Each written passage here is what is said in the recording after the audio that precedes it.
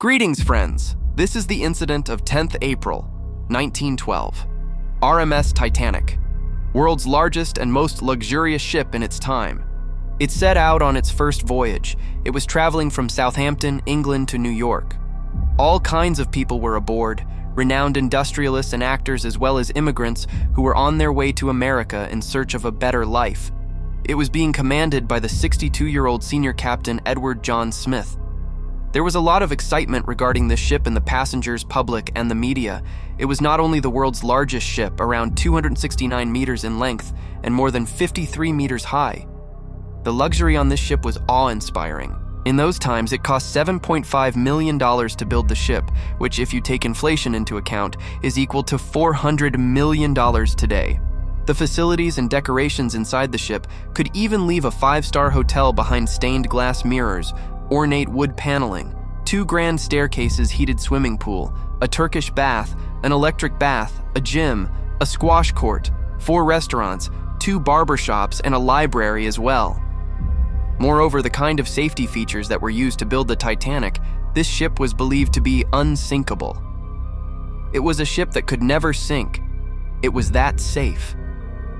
White Star Line was the name of the company that built this ship. The vice president of this company was so confident regarding that, he had come out in front of the public and said that this ship is unsinkable. But 2 days later, after setting out on its first voyage, on 12th of April 1912, Titanic began to get its first ice warnings. The Atlantic Ocean that Titanic was crossing in order to get to America was replete with ice. There were mountains of ice, icebergs, that were a danger to this ship. These warnings are not an unusual thing. The ships that sail the oceans often communicate through radio and signal the nearby ships about ice being present in their vicinity and seek caution in their path.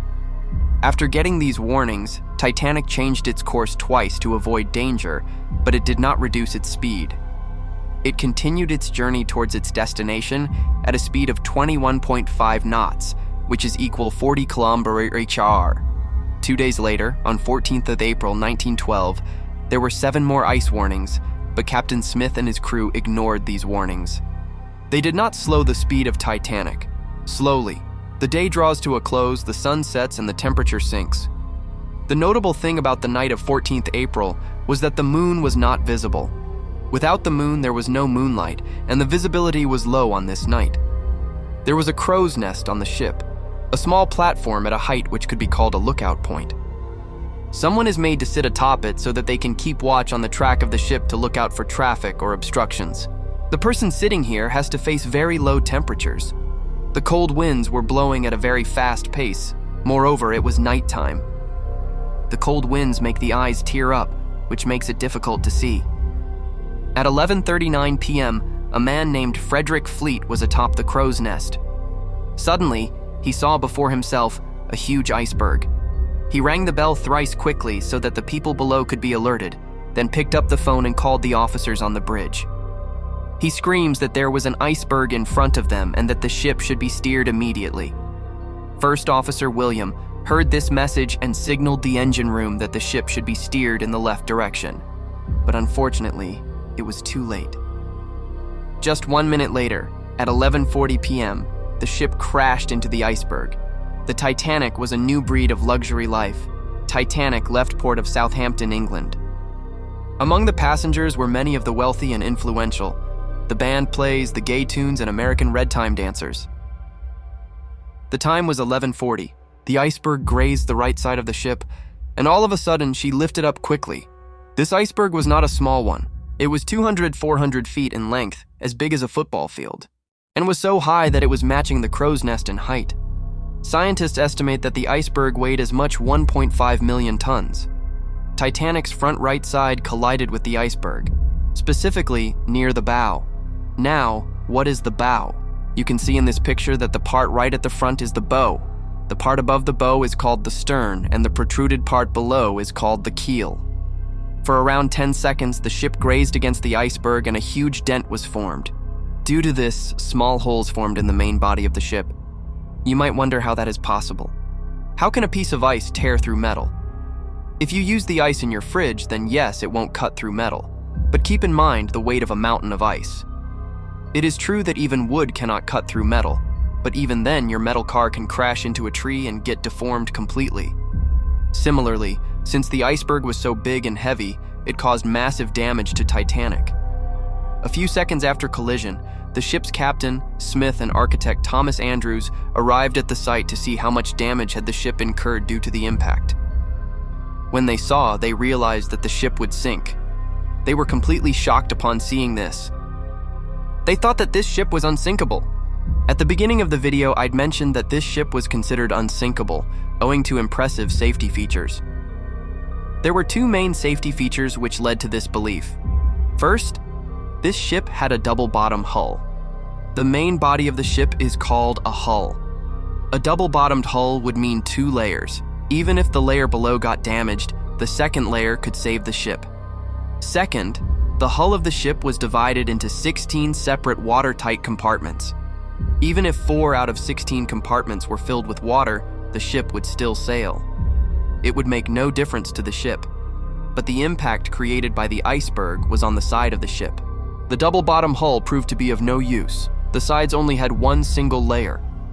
Second, the impact was so large that 6 out of 16 watertight compartments were breached. Water was filling in all of them. The limit was 4. The inundation of 6 compartments meant that the ship couldn't be saved from sinking. The unsinkable ship would sink.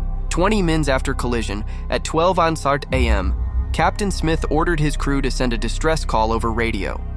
The nearby ships would maybe detect it and come to save them. Senior radio Jack Phillips turns out to be the hero of our story. One after the another, he began sending distress signals. There was no response. He sent another and another. There must be some ship out there that would pick up their distress call. 20 minutes later, at 12:20 a.m., there was a ship called RMS Carpathia that was present near the Titanic. It detected the signal. He spoke to the operator of Titanic over radio and directed his ship to move towards Titanic and go save them. The problem was that despite its closeness, this ship was 107 kilometers away. Even if it moved towards the Titanic at its top speed, it would take 3.5 hours to reach the Titanic. Would the Titanic ship stay put for 3.5 hours? The rest of the crew members lit up flares and rockets in the sky in the hope that a ship nearby would notice them. But unfortunately, apart from the ship Carpathia, there was no response from any other ship. Meanwhile, Captain Smith ordered the evacuation of passengers using the lifeboats on the ship. As per protocol, women and children would be given preference to board the lifeboats. As for the passengers on the ship, they were not that scared. Most of the passengers believed that Titanic was an unsinkable ship.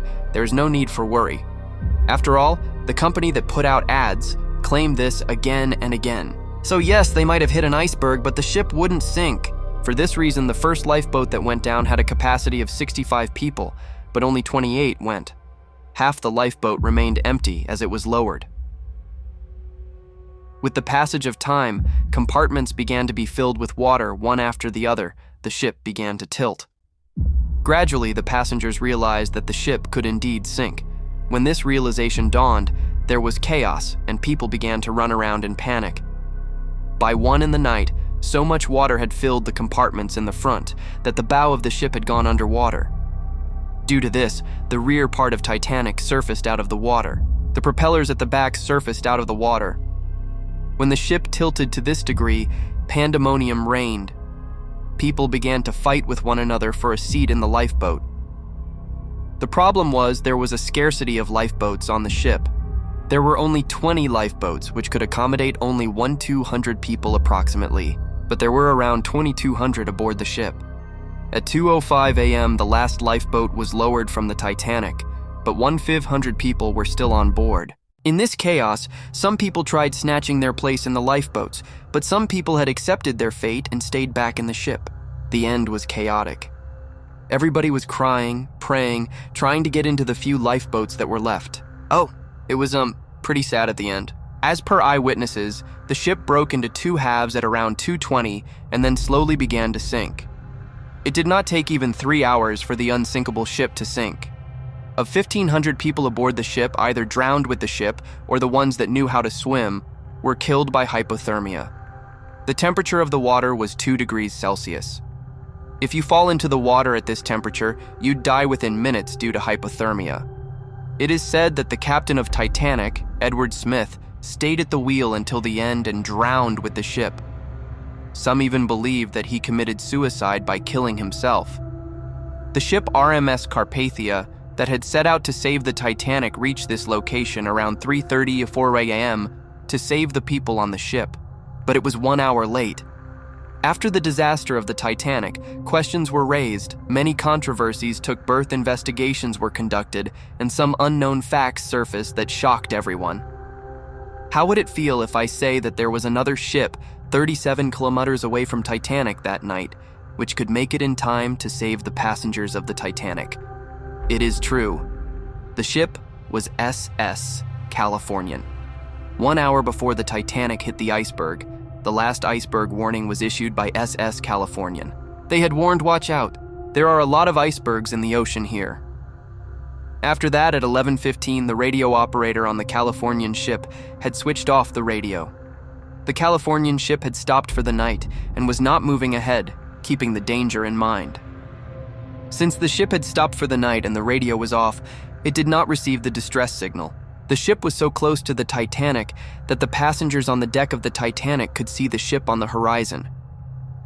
When the officers were boarding the passengers in the Titanic, one officer even remarked that he could see a ship in the distance and that it would come save them soon, and so there was no need to worry. But this Californian ship did not come even when rockets and flares were lit up. It is reported that after 12 a.m., the crew members on the Californian ship had actually seen the rockets fired from Titanic. They had even informed their captain, Stanley Lord, but the captain insisted that it was no distress signal, rather. The rich men on Titanic who were partying. Had Captain Lord of the Californian ship taken the rockets and flares seriously that night, so many people aboard the Titanic could have been saved. Next morning, when they switched their radio on, they received the SOS calls from Titanic. They reached the site, but it was too late by then. They only saw dead bodies floating in the water. Both the inquiries that were conducted in this matter put the blame on Captain Lord of the Californian. But one single man cannot be blamed for such a huge disaster. Other people were responsible as well. Like the lifeboat example I mentioned, there were not a sufficient number of lifeboats because the company that made the ship thought it was unsinkable and the lifeboats were unnecessary. Apart from that, the captain of Titanic had not even conducted safety drills. A safety drill was to be conducted on the day Titanic collided with the iceberg. But the captain canceled that because he thought they were unnecessary since the ship was unsinkable. The next mistake was that of steersman Robert Hykins, who was at the steering wheel. That night, when an iceberg alarm was sounded, the officer on the deck instructed that the ship should be turned left. But in panic, Robert Hykins misunderstood the message and steered the ship towards the right. This was the opposite direction, towards the iceberg. By the time he realized his mistake, it was too late. British inquiry also found that Titanic was issued so many iceberg warnings and to proceed with caution, but despite that, the ship was sailing at full speed. Why was that? Why did the captain not slow down? There are many theories behind that.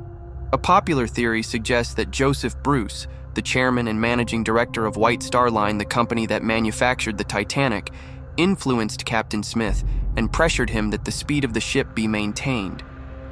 There was tremendous pressure from the company that the ship had to complete its first voyage in 6 days so that a record could be broken, so that they could show that the Titanic was not only the biggest, the most expensive ship, but the fastest ship as well. A specific incident happened on 14th of April at 2 p.m. when Captain Smith saw the ice warning and showed it to Joseph that they should reduce the speed because there is an ice warning. But Joseph stuffed the paper in his pocket so that the people and the crew members did not find out. He did not want the speed of the ship was to be constructed in the same way as the originally. The project was set to be completed in 2016, but it has not been completed even in 2022 due to delays. It is said that people do not have interest in this project, because if an exact replica of the Titanic was made, because it would not have either TV or Wi-Fi, and nobody would want to go on it, it might be that the unsinkable Titanic II might have already sunk even before it sailed.